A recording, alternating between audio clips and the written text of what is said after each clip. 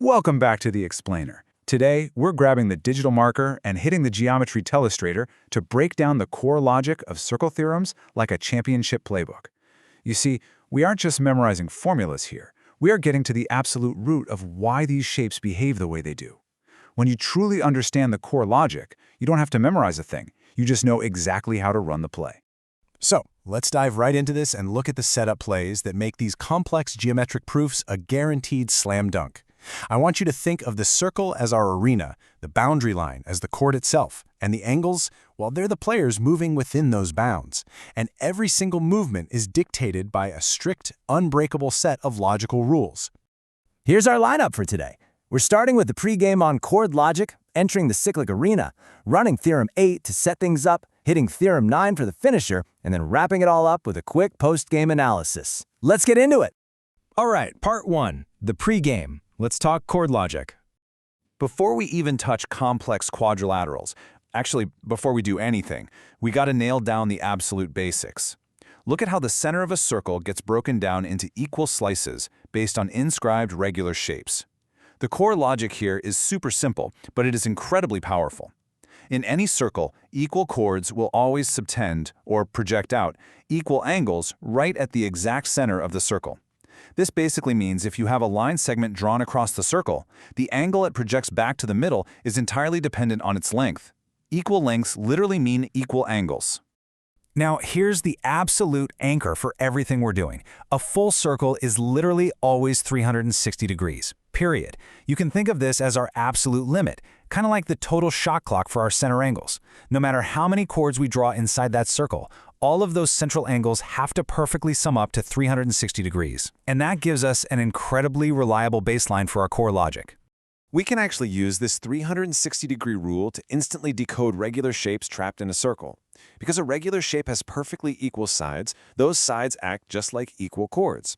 So if we drop a square onto the court, we just divide our 360-degree total by 4 equal chords to get, exactly 90-degree center slices.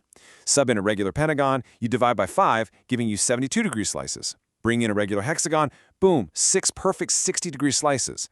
The logic is totally flawless, and you can repeat it infinitely. Moving right along to part 2, entering the cyclic arena. We actually have a specific term for points that perfectly ride that circular boundary line. We call them concyclic points. And when 4 of these guys team up and connect, they form what we call a cyclic quadrilateral. It's essentially a 4-sided shape completely trapped within the arena, with its 4 corners touching the outer boundary. But because it's totally bound by the circle, its angles are forced into a very specific, inescapable logical relationship. Which brings us to part 3, Theorem 8, the setup play. This theorem proves exactly why opposite angles in these cyclic arenas act the way they do, and it relies heavily on that center angle logic we just warmed up with. Let's look at the game tape here.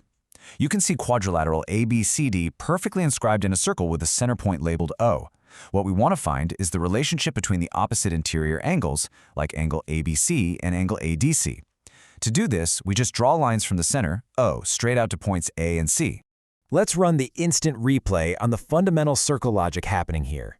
An angle formed at the center of a circle is always exactly double the angle formed at the remaining circumference as long as they share the same arc.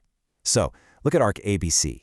It subtends, or projects to, the center angle AOC. That very same arc also subtends the angle all the way on the other side of the boundary, angle ADC. So because of our core circle rules, center angle AOC is exactly twice the size of angle ADC.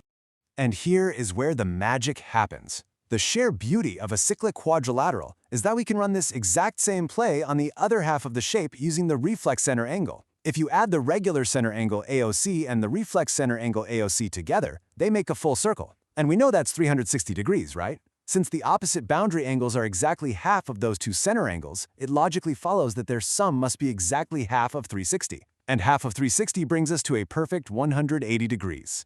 So, the undeniable final scoreboard result for Theorem 8? Opposite interior angles in a cyclic quadrilateral are supplementary. They will always add up to exactly 180 degrees. If you know one angle, you instantly know the opposite player's angle just by subtracting from 180. That is the core logic in action. All right, on to part 4, Theorem 9, the finisher. Okay, So we've got the internal rules down tight. But what happens when we step out of bounds? Before we roll the tape on this proof, ask yourself, if we take our cyclic quadrilateral and extend one of its sides straight past the boundary line, creating an exterior angle, how does that new outsider relate to the players still stuck on the inside? Let's look at the play-by-play for Theorem 9. Check out the diagram.